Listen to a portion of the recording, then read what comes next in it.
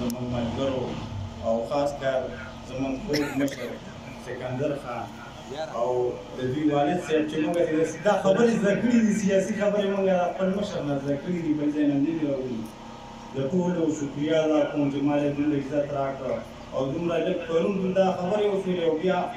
بل پروګرام کو خان راځي زه د سیران هم شوم ما ویل چې موږ به اول کیلو بیا به پروګرام وکړو خو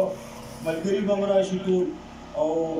موږ د خان په نوټس کې دا خبره راولو چې موږ دوستان تنظیم کړی اساس کړو تاسو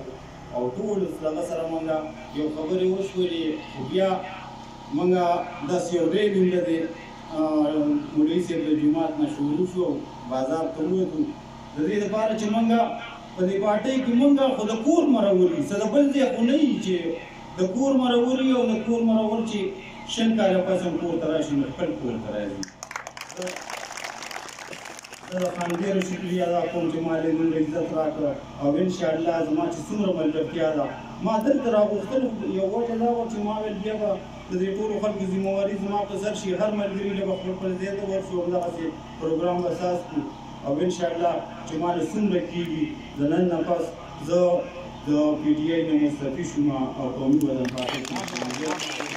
انشاءالله چې موږ پښتانه یو په پښتنو کې بیا مومن خو زموږ سر د پارټۍ ته ضرورت دی نو انشاءالله نه به منې کېږي زموږ ملګرتیا کلکه وي صرف د اوښ نه وي او نه د دغه وي موږ سره چې څوک ودرېږي انشاءالله موږ وروسته نه ودرېږو موږ